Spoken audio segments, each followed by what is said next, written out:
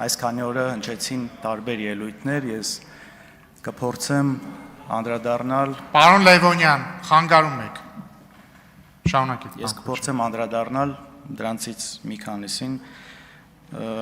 անճշտություններին։ Տեսեք, Ռուբեն Ռուբինյանը ելույթի ժամանակ խոսեց, երբ որ ինքը 18 տարեկան էր, կարծես իմ այս անարդարությունների, ապօրինությունների դեմ պատասխանի հետ կապված, հիշեց իր հոր դեպքը, երբ որ նա 18 տարեկանը չկարողացավ նշել հոր հետ։ Ես ինքս փորձեցի նայել այդ դեպքը իրականում մարտի 3-ից մինչև, եթե չեմ սխալվում, մայիսի 13-ը ձեր հայրը գտնվել է անազատության մեջ ու մայիսի 13-ին դատախազությունը ինքն է հետ վերցրել, հետո հետագայում ենթադրում գործը կարճվել է։ Մի հարց ինձ հետաքրքիր է, բաց աղբյուրներում չկարողացա գտնել։ Դուք կարող եք իմանալ ով էր դատավորը, ով կալանք տվել է։ Չեք հիշում։ Հետաքրքիր է ուղղակի, այդ եթե ճշտ եք, խնդրում եմ հետո ասեք, էլի, ինձ իսկապես հետաքրքիր է։ Կփորձեմ։ Լավ, շարունակենք։ Գիտեք, իսկապես հնարավոր է նաև խոսվեց մի քանի հոգի այստեղ խոսեցին նաև այսպես անընդհատ, երբ որ փորձում են մեզ հակադարձել 2008 թվականի հետ կապված, մարտի 1-ի հետ կապված ու շատ ուրիշ հարցեր։ Այստեղ երբ որ բովանդակային չի լինում, սկսում է այս հետ գնալ, հիշել, կարծես դրանով փորձելով արդարացնել այն ինչ հիմա կատարվում է, ինչը կարծում եմ ճիշտ չի ու արդար չի, բայց ամեն դեպքում, նաև կարծեմ Վահագն Ալեքսանյան ասում է մարտի 1-ին անմեղ մարդիկ էին ձերբակալվում ու կալանավորվում, հետապնդվում։ Գիտեք, միգուցե անմեղ մարդիկ այդ ժամանակ ձերբակալվել են, կալանավորվել են, հնարավոր է ես այստեղ չեմ վիճում, բայց մի մարդ, եթե հաստատ անմեղ չի ձերբակալվելու դատական գործը իր հետ կապված եղել է, իմ խորին համոզմունքով դա Նիկոլ Փաշինյանն էր։ Ես գիտեք, մեկ-մեկ այս հիշողության երևի ամնեզիա է ելնում շատերի մոտ, ուզում եմ ուղղակի մի ձայնագրություն դնել ու նաև այսօրվա այս ձերբակալությունների ֆոնին, Facebook-ային գրառումների ու զուտ կարծիք արտահայտելու համար մի հատ նայենք էլի այս կոնտեքստում այս խոսակցությունը հիմա եթե լիներ դա ոնց կընկալվեր։ Ես ձեզ յուրաքանչյուրին կոչ եմ անում, ունենալ ձեռքին ինչ-որ բան, ինքնապաշտպանությունը կազմակերպելու համար։ Կլինի փայտ, կլինի քար, չգիտեմ ինչ։ Այո!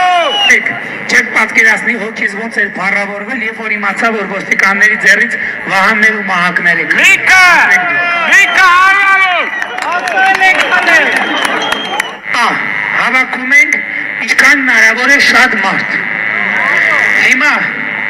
Հիմա ոչինչ սուրհանդակ ուղարկեք, հեռագիր ուղարկեք, ցիտիկ ուղարկեք, մարդկանց հավաքեք այստեղ։ Մի խոսքով, այստեղ շարունակությունը շատ ավելի հետաքրքիր բաներ էլ կա։ Հաջան, եղել է մարտի 1-ին, առավոտը մինչև որևէ զոհ լինելա։ Լավ։ Եվ շարունակեմ, այս հնարավոր է, ժողովուրդ, հնարավոր է, իրականում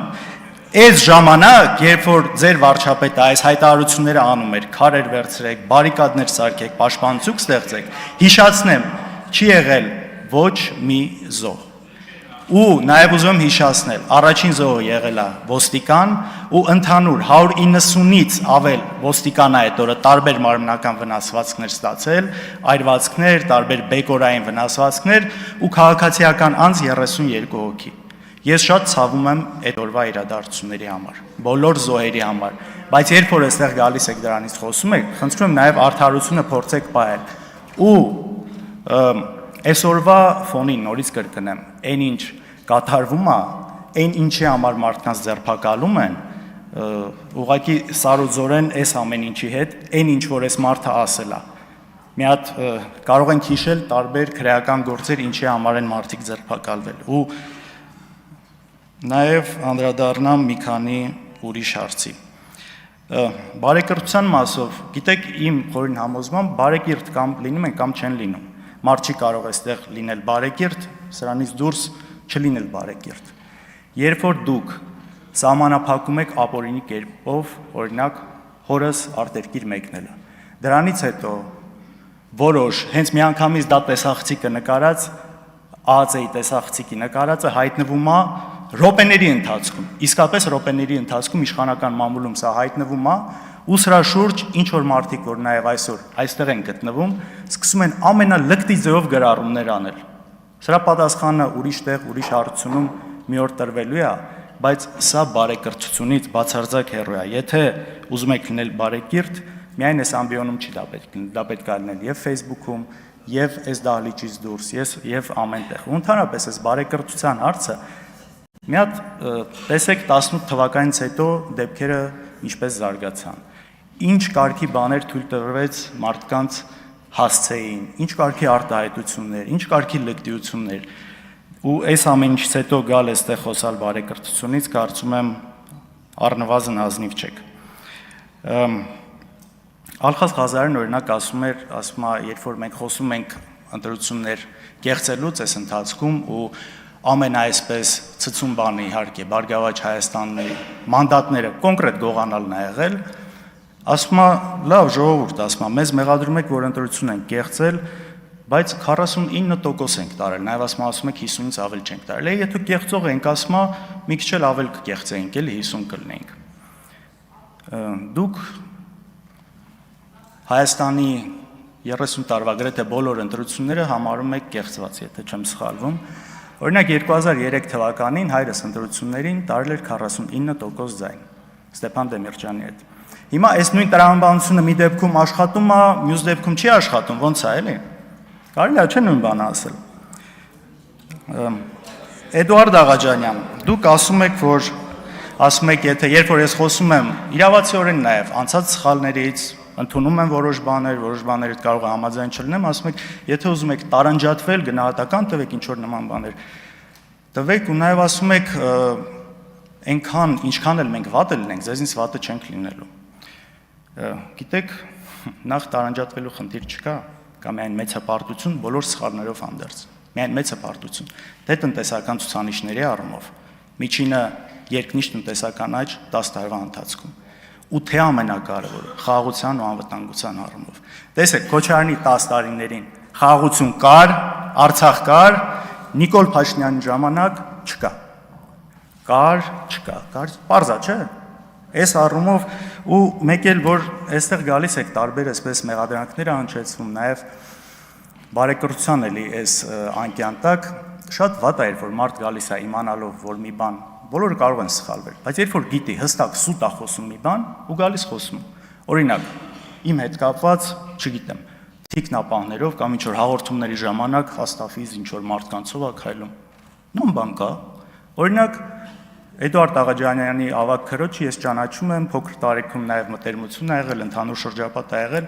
ինձ երբևէ տեսել է նույն այն ժամանակ թիկնապահով կամ մնացածով։ Կամ ինձ բոլորդ այստեղ տեսնում եք, թե գալուց, թե գնալուց, թե տարբեր տեղեր։ Ու գալ այստեղ այդ միտքը ասել, ինչ է էլի սա։ Նաև արհեստական բանականության հետ կապված այստեղ քննարկում եղավ, ինչքան անթույլատրելի է դա անելը, համաձայն եմ, բայց դուք այստեղ գալիս եք, միացնում եք մի ձայնագրություն, իբր հայրս զանգել է Ռուսաստանի նախագահային, տեսեք, մենք դա պաշտոնապես մենք դա հերքել ենք, գրասենյակը հերքել է, ես հերքել եմ, բայց դուք գալիս եք դա շարունակում եք, սա, չգիտեմ, դժվար է նորմալ բառապաշարով սրան մեկնաբանություն տալ այս ամեն ինչից հետո։ Արայք Հարությունյան, ասում եք, որ դուք գոնե ասում եք իրավապահ մարմինները միգուցե սխալվում են մեկ-մեկ, բայց այդ դատարանները արդար դատավճիռներ են կայացնում։ Դուք լուրջ եք ասում։ Դուք իմ օրինակ, հերո չգնամ, ինձնից խոսամ։ Իմ դեպքերը տեսել եք, դրանից հետո կալանքը, հիմիկվա դատավարությունը։ Կարող եք իհարկե հանրային հեռուստատեսություն չի գալիս նկարում, փող, բան, այսպես չկա, էլի, հետաքրքրություն չի առաջացնում։ Տեսել եք այդ ոստիկանները ոնց են գալիս խեղճացած գլուխները կախած խոսում։ Հասկանում եք ու այս ամեն ինչի հետ միասին, կամ էլ ասում եք օրենքի երկիր է։ Լավ, այս վարչապետը այստեղ նստած, կոնկրետ Սամվել Կարապետյանի մասով, հրահանգներ է տալիս, որ բռնեն։ Ասում է, այսի պիտի սատկի, սրան պիտի նստացնեմ, սրանից պիտի ունեցվածքը խլեմ։ Ժողովուրդ, սա որ մի ժողովրդական երկրի տրամաբանության մեջ է տեղավորվում։ Լավ, գժի տեղ եք դնում այստեղ մարդկանց։ Չի կարելի, հասկանում եք, չի կարելի այս ամեն ինչին։ Իսկ մնացած այլ թեմաների հետաքրքիր ուղղակի ելույթը վերջանում է, երևի էլի առիթ կլինի կանդրադառնամ էլի մեղադրանքներին, որ հնչել է, շնորհակալություն։